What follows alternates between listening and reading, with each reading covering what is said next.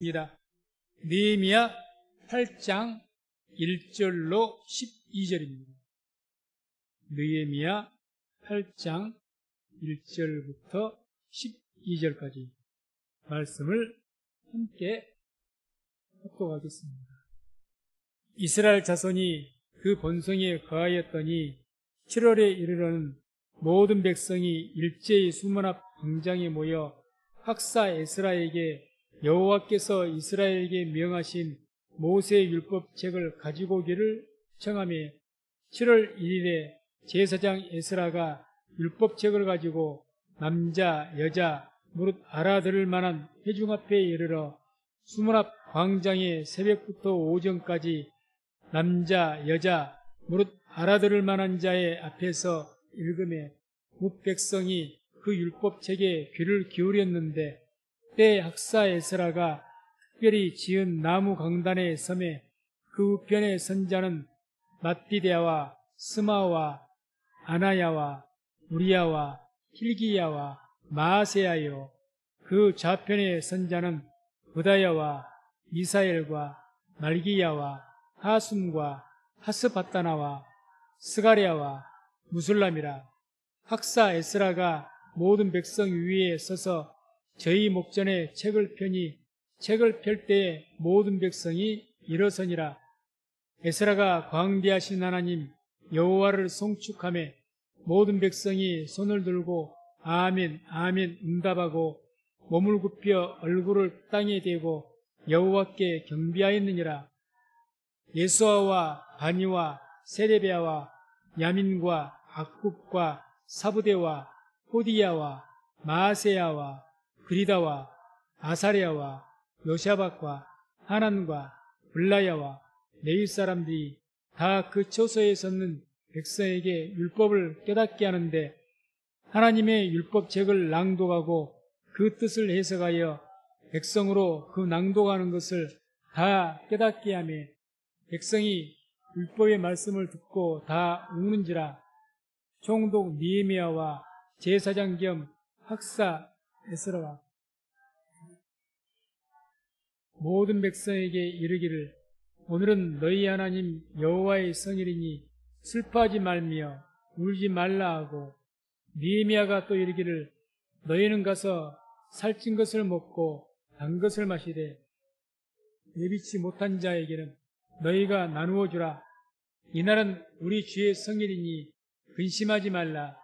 여호와를 기뻐하는 것이 너희의 힘이니라 하고 레위 사람들도 모든 백성을 정숙케 하여 이르기를 오늘은 성일이니 마땅히 종용하고 근심하지 말라 하며 모든 백성이 곧 가서 먹고 마시며 나누어 주고 크게 즐거워하였으니 이는 그 읽어 들린 말을 밝히 알이니라. 아멘. 말씀을 중심으로 해서 여호와를 기뻐하는 것이 너희의 힘이니라. 이런 제목으로 말씀을 선포하겠습니다. 말씀 듣기 전에 우리 믿음으로 고백하고 인사합니다. 하나님의 때가 되었습니다. 하나님의 구원을 바라봅시다. 하나님의 구원을 바라봅시다. 하나님의 때가 되었습니다. 하나님의 구원을 바라봅시다. 올해에도 하나님의 구원을 볼 수 있는 은혜가 있기를 주의 이름으로 축원을 드립니다. 오늘 말씀 내용은 느헤미야라는 걸출한 그런 믿음의 사람이 있습니다. 이분이 이제 바벨론에서 수상궁에서 바사대 거기에서 술 맡던 관원장, 장관이었죠. 비서실장쯤 되는 그런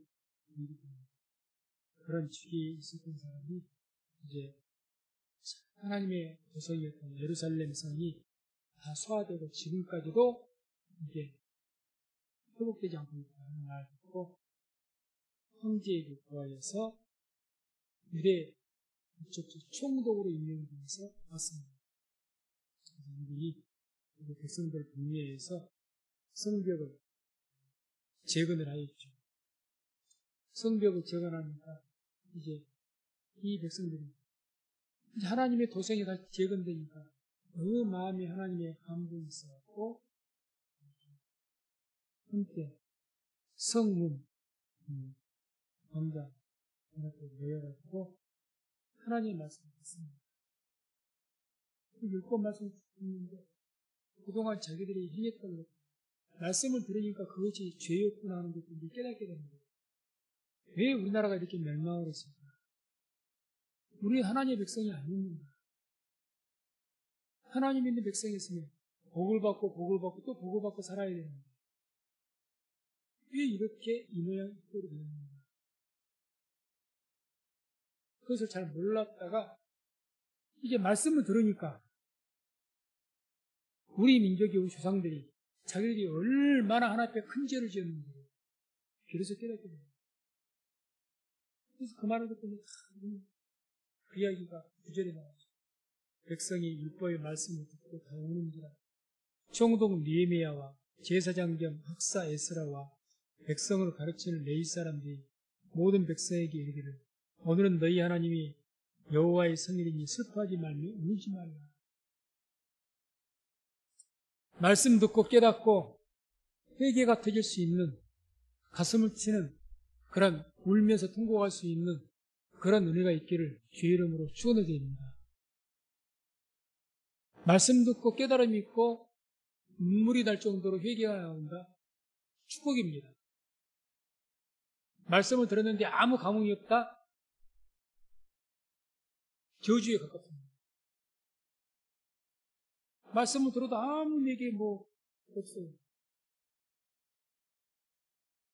말씀인데 내 양심을 찌른 것이 되면 듣기 싫고 귀를 닫아버립니다. 스데반의 설교를 듣고 유대 백성들이 귀를 막아버린 것처럼 안 들려요. 저주죠. 아무튼 이들은 그 율법 말씀 듣고 이제 깨달은 거죠. 그래서 이제 그때 뭐라고 합니까? 오늘은 너희 하나님 여호와의 성일이니 슬퍼하지 말며 울지 말라. 왜?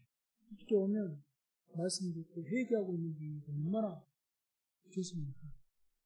그런데 성일이니 안식일이 했던 말씀. 우리 같은 주일이 되겠죠. 하나님을 예배하는 슬퍼하지 말며 울지 말라. 10절에 그 이유가 나오죠. 느헤미야가 또 이르기를 너희는 가서 살찐 것을 먹고 단 것을 마시되 예비치 못한 자에게는 너희가 나누어 주라. 이날은 우리 주의 성일이니 근심하지 말라. 여호와를 기뻐하는 것이 너희의 힘이니라. 아멘. 안식일이다. 이날 하나님을 예배하는 날이다. 하나님을 경배하며 찬양하며 기뻐하는 날이다. 그러니 이날은 너희가 근심하거나 울거나 그럴 날이 아니다. 하나님을 찬양해라. 하나님을 경배하라. 이렇게 말씀한 거죠. 하나님을 기뻐하라는 겁니다. 그렇게 하나님을 기뻐해야 그것이 너희들의 힘이 될 것이다. 하나님을 기뻐하는 것이 너희의 힘이 되기 때문에 하나님을 기뻐할 수 있는 예수 그리스도를 기뻐할 수 있는 은혜가 있기를 주의 이름으로 축원드립니다. 하나님을 생각하면 마음이 기뻐해야 돼요. 마음 큰 축복입니다.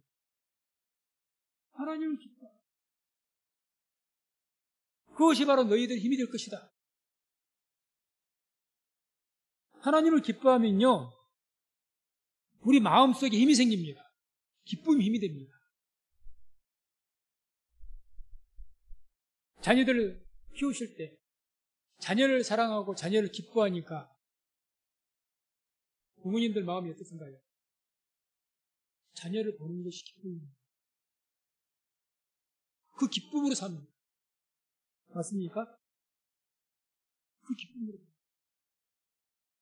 어느 분이 아들이 손주를 하니까 손주가 너무 이쁘고 너무너무 데리고만 오면 가끔가다 데려오는데 너무너무 기쁘다. 삶의 낙이 그거랍니다. 손주 보면 재밌어요. 어떤 것이든요, 우리가 기뻐하면요, 삶의 열정이 생겨버립니다. 열정. 영적으로 하나님도 마찬가지입니다. 하나님을 기뻐하고 막 교회를 기뻐하고 모이는 것이 이런 기쁨이 있으면요, 열정이 넘치는 거예요. 기쁨이 사라지면요, 만사가 귀찮습니다. 짜증만 납니다. 그래서 그 말씀하는 거예요. 여호와를 기뻐하는 것이 너희의 힘이다, 그 말입니다. 예수님을 기뻐할 수 있는 은혜가 있기를 주의 이름으로 축원을 드립니다. 예수님을 기뻐해야 돼요. 그냥 예수님만 생각 기쁘고, 그래야 교회에 나와도 기쁘고, 예수 만난 사람들 만나면 다 기쁘고. 우리가 은혜가 되면요, 어디 가서 교회 다닌다 그러면 왜 그렇게 반갑습니까? 요즘에도 그러십니까? 그래야 했어요. 너무너무 그 기쁨이 있어야 됩니다. 그런 기쁨. 사람도 그러잖아요. 반갑고 내게 기쁨을 주는 사람이 있고, 어떤 사람은 피하고 싶은 사람이 있고, 나에게 근심을, 자식일지라도 나에게 근심 주는 자식이 있고, 그러잖아요. 그게 서로 자식일지라도 근심이 되면 기쁨이 없고, 그럼 어떻든가요? 힘을 잃어버려요. 삶의 낙을 잃어버려요. 우리가 하나님 앞에 봉사할 때요, 주를 기뻐함으로 그런 기쁨과 은혜 가운데서 주의 일을 하실 수 있기를 주의 이름으로 축원을 드립니다. 그게 행복이에요. 우리가 하고 있는 직장의 일들도요, 그 일이 내게 기쁨이 돼야 됩니다. 기쁨이 돼야 돼요. 일이 목구멍이, 일하는 것이 목구멍이 포도청이기 때문에 억지로 하는 일이 돼가지고는 행복이 못 됩니다.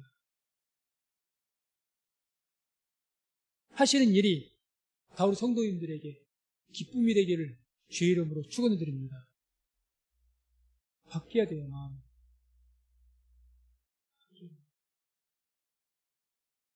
주를 섬기든지 직장을 섬기든지 가정을 섬기든지 하나님 은혜를 입어서 정말 나라의 쓴물에 나뭇가지, 예수님을 상징하는 그 나뭇가지를 던졌더니 그 나라의 쓴물이 달아졌던 것처럼 우리 성도님들의 마음속에 주께서 임하시고 하나님의 영이 임하시고 주의 말씀이 임하여서 내 인생에 나를 괴롭게 하고 쓰게 하는 어떤 것이 있다면 그것이 변화되어서 기쁨이 될 수 있기를 주의 이름으로 축원을 드립니다. 그게 은혜죠. 얼마 전만 해도 내가 이것이 너무 귀찮고 싫었어. 은혜를 받았던 건 뭡니까? 그런데 내게 기쁨이 임했어. 마음이 바뀌어진 거야. 똑같은 일을 하고 아니 어쩌면 더 힘들기도 해. 그 다음부터는. 그럼에도 불구하고 내 마음이 기쁜 거예요. 그게 은혜 받은 겁니다. 그게 은혜 받은 거예요. 주의 일은 은혜로 해야 됩니다. 은혜로 해야 돼요. 예배도 은혜로 드려야 됩니다. 은혜로 드려야 돼요. 가정을 섬겨도 은혜로, 직장을 섬겨도 은혜로. 그게 곧 행복입니다. 그게 곧 행복이죠. 우리 모든 성도님들은 무엇을 하시든지 간에 하나님의 은혜가 있어가지고 마음이 확 변화되고 뭘 하든지 다 기쁨이 넘치는 그런 축복이 있기를 주의 이름으로 축원드립니다.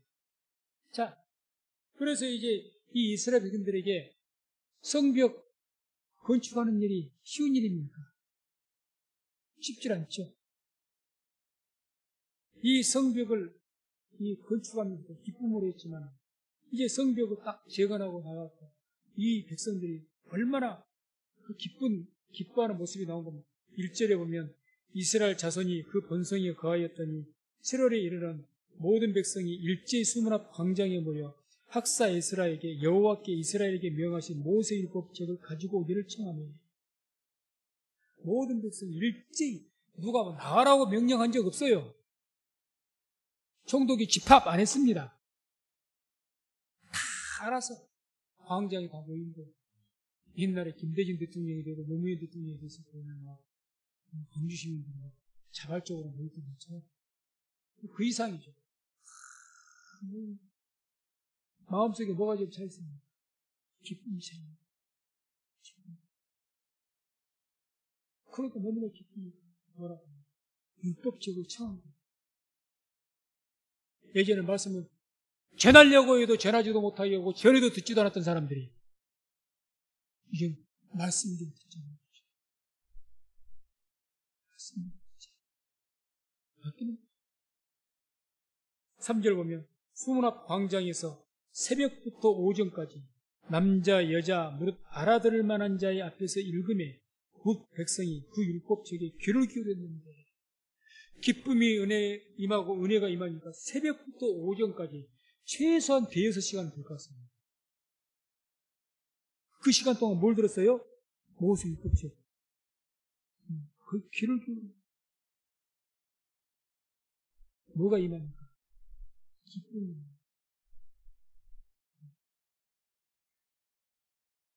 기쁨이 임하면요. 하나님이 기뻐하는, 주를 기뻐하는 그 기쁨이 임하면요. 말씀에도 귀를 기울입니다. 기쁨. 그런 기쁨이 있으니까 말씀의 귀가 닫힙니다. 내 귀가 다른 데서, 내 마음이 다른 데서.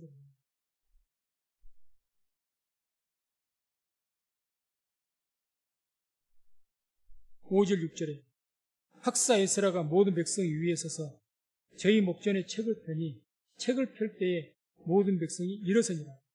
에스라가 광대하신 하나님 여호와를 송축하며 모든 백성이 손을 들고 아멘 아멘 응답하고 몸을 굽혀 얼굴을 땅에 대고 여호와께 경배하였느니라.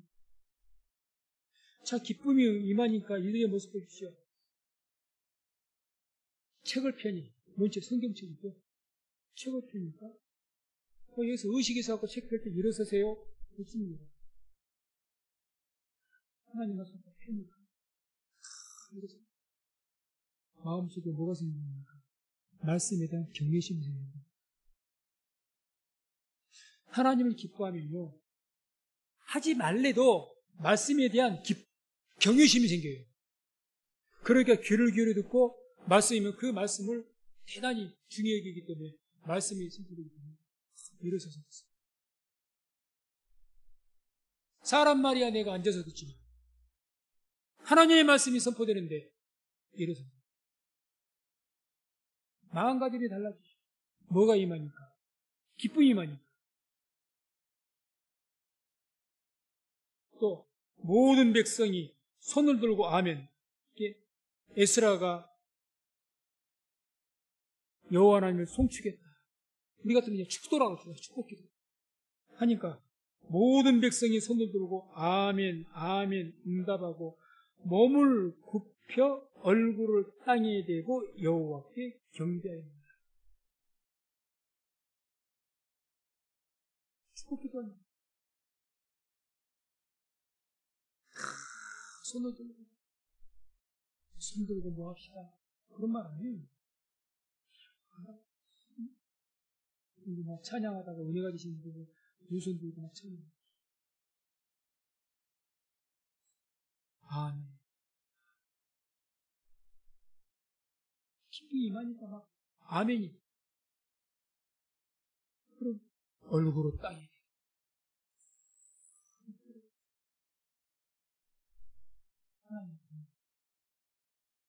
하나님을 기뻐하는 그 기쁨이 임하면 이와 같이 모든 것이 달라집니다.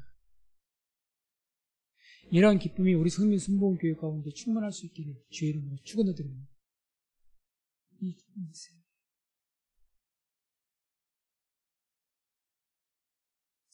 예수님께서 3년 반 후에 예루살렘에 입성하십니다. 3년 반 그 사이 기간 동안 많은 사람들에게 은혜를 끼쳤어요. 그래서 많은 사람들이, 물론 많은 사두개인들, 서기관들, 바리새인들이야 예수님 증오를 있지만 그의 많은 가난한 자들, 약한 자들, 주인들 마음 주님이 너무너무 기뻤어요. 예수님을 기뻐하는 것이 이들에게 힘입니다. 예수님이 너무 좋아요. 기뻐한다는 말은 다른 말을 쉽게 표현하면 주님이 좋은 거예요. 예수님이 좋아요. 우리가 어떤 사람을 만나면 기쁘고 좋다는 것은 그 사람이 좋은 거예요. 좋은 거예요. 어떤 경우는 그러지 않습니까? 저 사람마다 기쁜 관계도 괜히 좋은 사람이 있어요. 나에게 커피 한 잔 안 사줬어도요, 괜히 좋아. 그냥 그 사람만 만나면 마음이 편해지고, 말을 하게 되고, 안 할 말도 하게 되고, 그냥 좋은 사람이 있어요.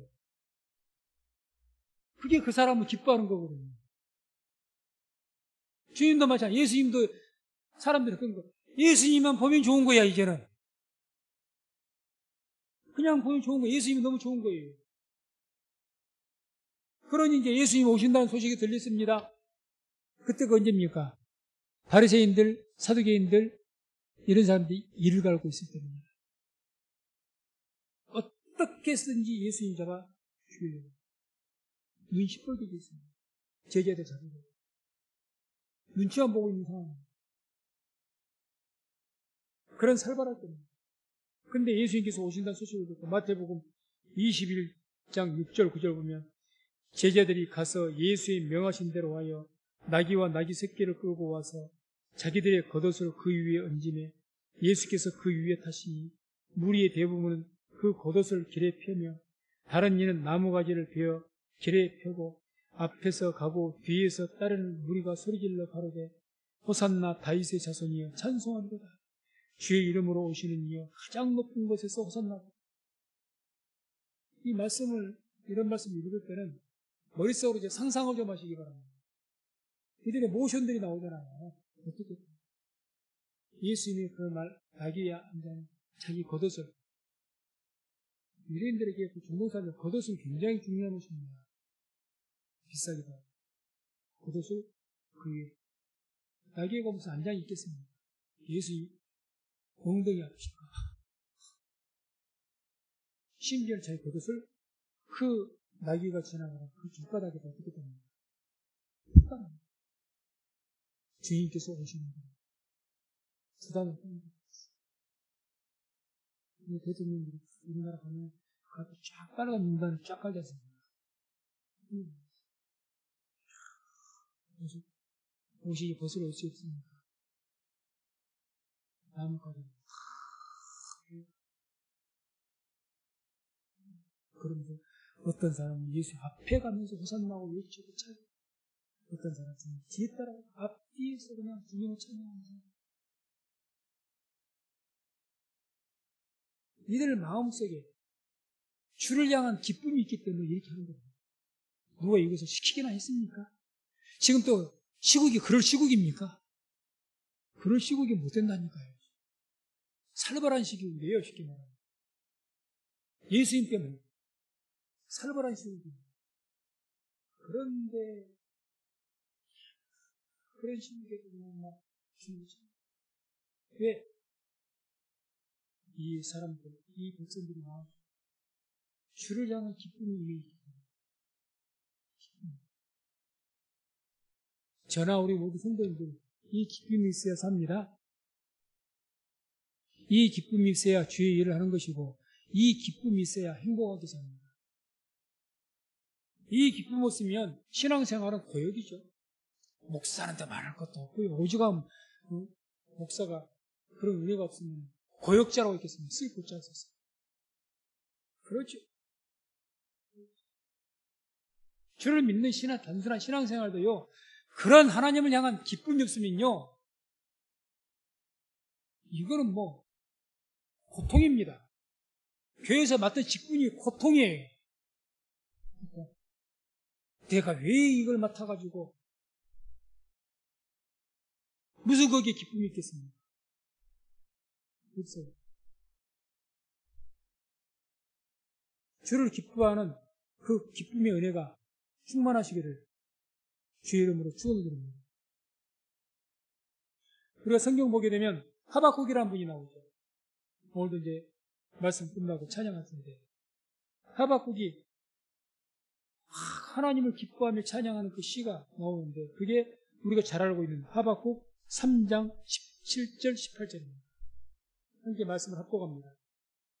비록 무화과 나무가 무성치 못하며 포도나무에 열매가 없으며 감람나무에 소출이 없으며 밭에 식물이 없으며 우리의 양이 없으며 외양간에 소가 없을지라도 나는 여호와를 인하여 즐거워하며 나의 구원의 하나님을 인하여 기뻐하리로다.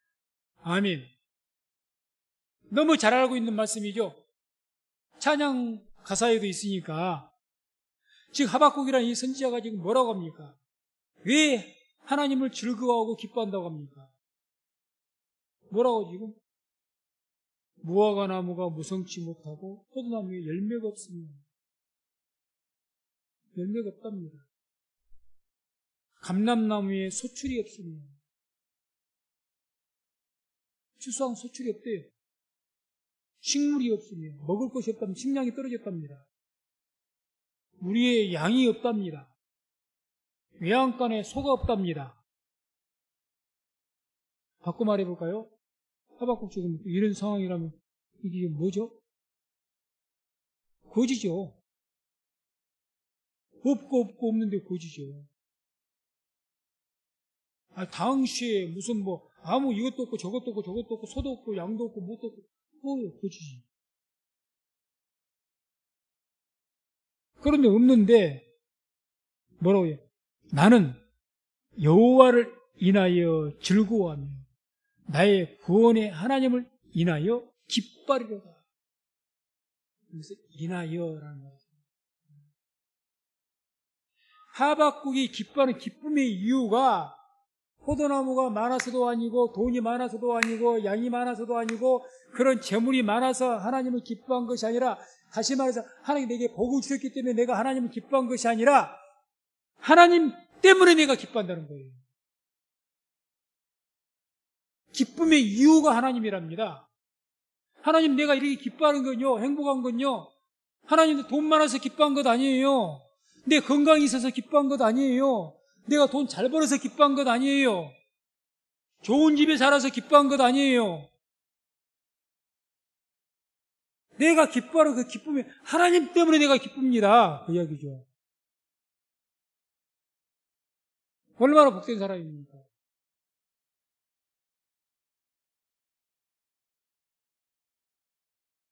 기쁨의 이유가 하나님인 거예요. 기쁨의 이유가.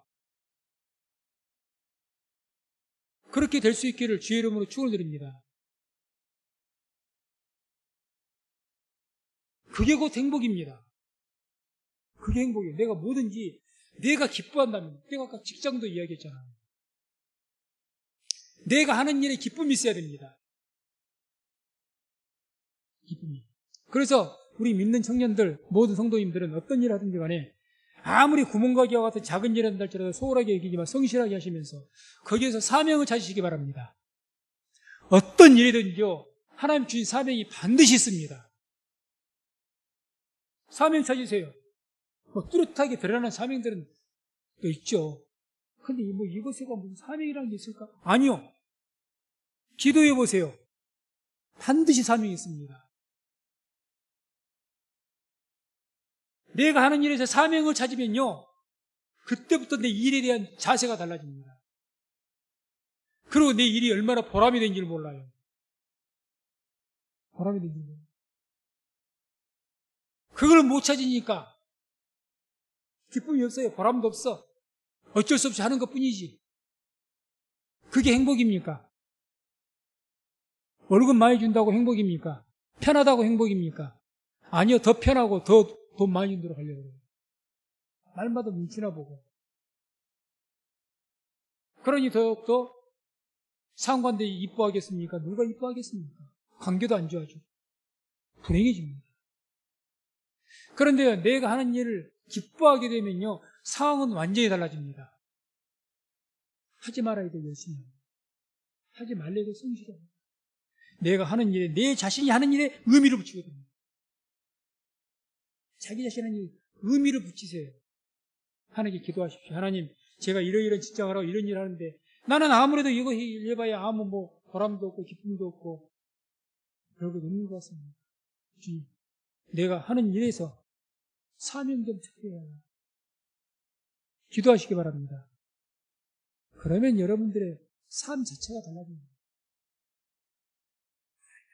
일이 재밌기 시작합니다. 보람이 있기 시작합니다. 그런 사람이 성공하죠. 아무튼 이 하박국은 지금 무엇 때문에 기뻐? 재산이 많아서가 아니에요. 땅이 넓어서도 아니에요. 오직 내가 기쁨의 이유는 하나님입니다.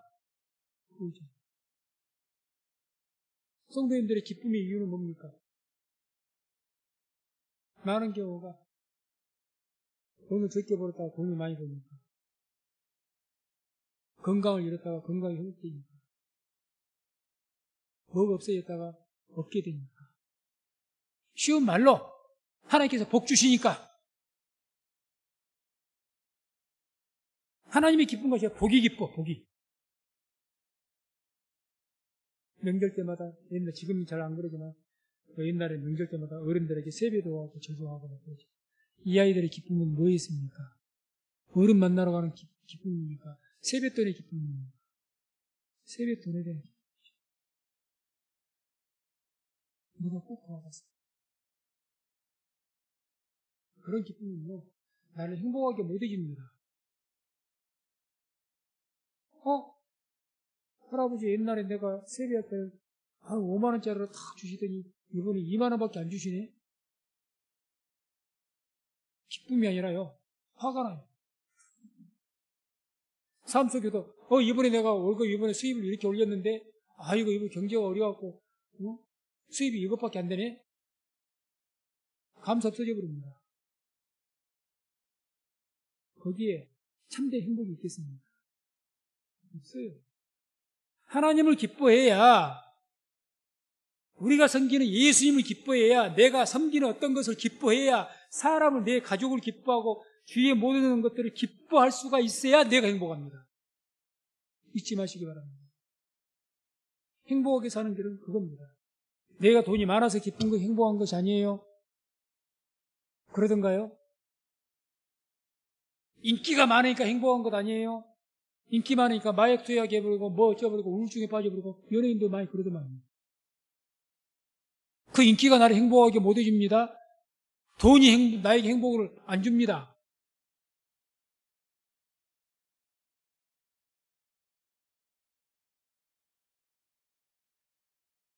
욥기서 1장 8절 9절 보게 되면 하나님께서 욥을 너무너무 그냥 기뻐하시고 자랑스러워하시고 너무 신앙이 좋으니까 사단들을 다 모아놓고, 놀랍죠? 사단이 하나님 앞에 있다는 거.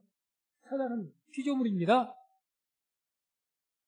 신앙이 잘못됐고 하나님과 사단이 대결? 아니에요. 사단은 피조물입니다. 피조물.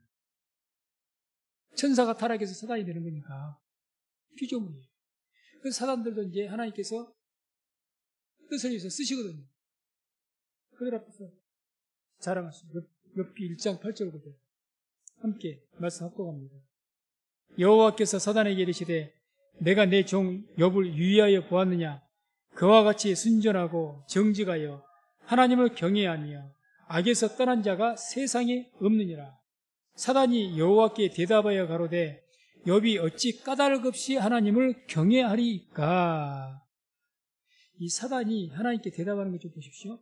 사단이 여호와께 대답하여 가로되 욥이 어찌 까닭 없이 하나님을 경외하겠습니까? 하나님, 욥이 하나님 잘 믿는다고요? 믿음이 좋은 사람이라고요? 욥이 이유가 없이 그러겠습니까? 그 뒤에 뭐라고 합니까? 하나님께서 욥에게 복 주셨잖아요. 하나님께 복 주셨는데 그만큼 하나님을 사랑하지 않고 하나님을 경외하지 않으면 그게 사람입니까 어디? 복 주시니까 그러잖아요. 지금 사단은 뭐를 걸고 듭니까? 까닭 없이.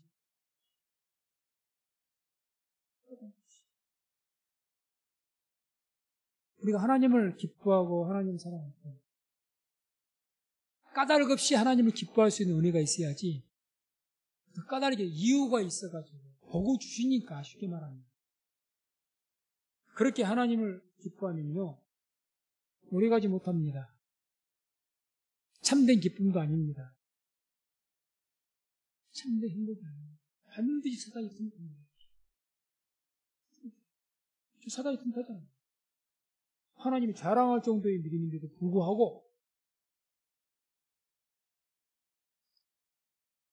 우리가 하나님을 사랑할 때 또는 사람들을 서로 사랑할 때 사랑하라 사랑하라 하나님 사랑하고 이웃 사랑하라 계산 없는 사랑을 해야 됩니다.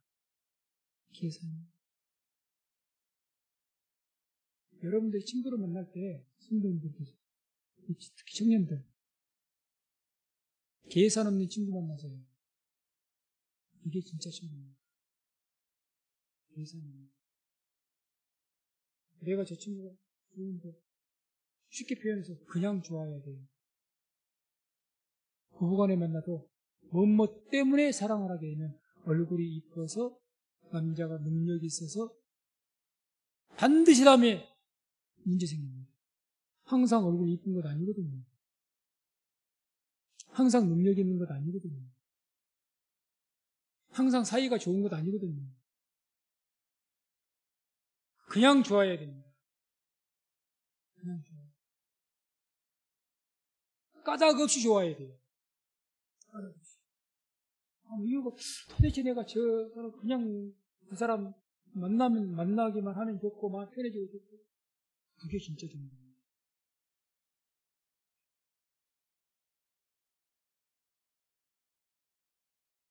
이 청년들 배우자가 고를 때 그런 사람 고르시기 바랍니다.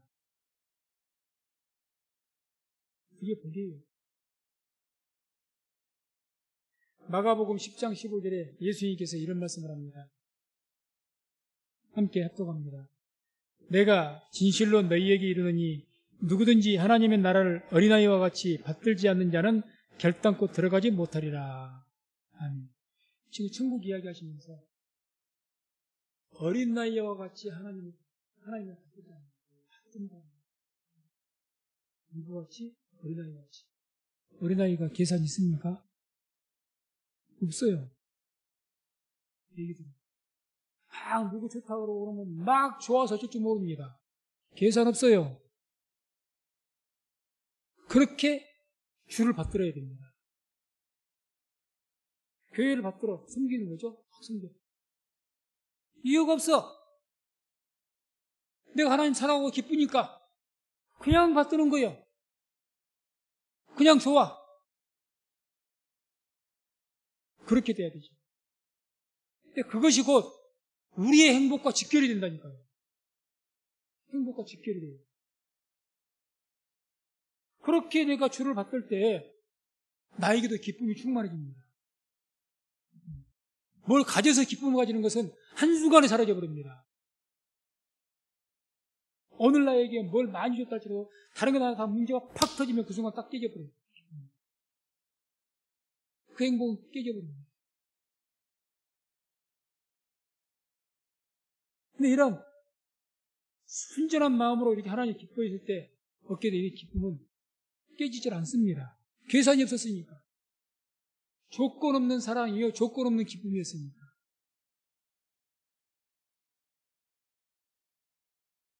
이렇게 하나님을 계산 없이 조건 없이 이스라엘인들이 기뻐했기 때문에 어떤 역사가 있었느냐.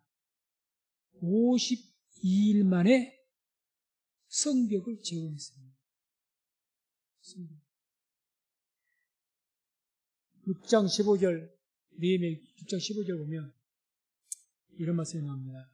성 역사가 52일 만에 엘룰월 25일에 끝나매 성벽, 그 벽을 새롭게 지었는데 요세푸스라는 유명한 역사학자, 세계적인 역사학자죠. 이분이 이 말씀 중에 연구를 했는데 성벽 당시 예루살렘 성벽 길이를 대충 한 3km 정도가 됩니다. 3km 둘레 길이가. 그걸 지금 재건했다는 건 아니에요. 다 허물어졌는데 성벽으로는 돌로 쌓든지 이렇게 쌓아야 될 것 아니에요. 그렇죠. 그렇게 따져서 정상적으로 성벽을 튼튼하게 지으려면 840일 정도가 소요가 된다. 840. 2년을 훌쩍 넘습니다. 며칠 만에 지금 준공했다고요? 52일 만에. 물론 성벽의 높이가 어떠냐, 두께가 얼마나 되느냐, 뭐 이런 것에 따라서 많은 차이가 있겠지만 어쨌든 어마어마하게 빠른 속도라는 거죠. 단숨에 치워버린 거예요. 무엇 때문에 이렇게 했을까요? 하나님을 기뻐하는 기쁨이 그들 가운데 충만했기 때문에 그것이 가능한 줄 믿습니다. 이들이 성벽 건축할 때 방해는 없는 줄 아십니까? 느헤미야 4장 7절, 9절, 17절 보게 되면 산발락과 도비야 이런 주위 사람들이 얼마나 방해를 했는지 모릅니다. 오직이면 그 17절에 성을 건축하는 자와 담보하는 자는 다 각각 한 손으로 일을 하며 한 손에는 병기를 잡았는데 성벽을 올려놓으면 물어떨어버리고 그러니까 한 손은 뭘 잡아요? 병기. 창을 들고 한 손에는 일하는 도구. 일하면서 지켰다는 것 아닙니까? 그러면서도 52일 만에 단박에 이뤄낸 거예요. 뭐가 이것을 가능하게 했을까? 도대체 이 역사학자도 이건 기적에 가깝다는 거죠. 기쁨이라는 거. 기쁨이요. 말씀 맺도록 합니다. 하나님을 기뻐하십시오.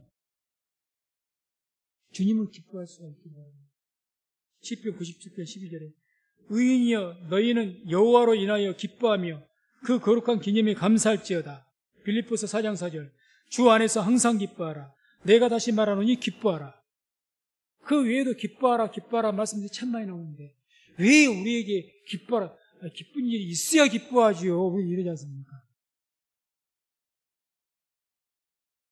하나님을 인해서 기뻐하라는 겁니다. 내가 믿는 주님이 기쁨의 이유가 돼야 돼요. 목적이 돼야 됩니다. 그게 목적이 아니라 내 목적이 주님을 통해서 복을 받는 것이 목적이 되니까 기쁨이 없어요. 복을 안 주면 기쁨이 없고 만족이 없으니까 기쁨이 없어. 주님의 목적이에요. 그러니 기쁘죠. 그래서 하나님을 인하여서 기뻐할 때 믿음의 능력이 나타납니다.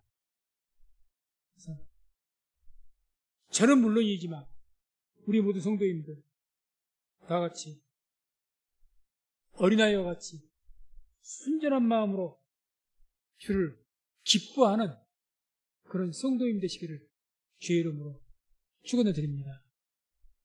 기도하겠습니다.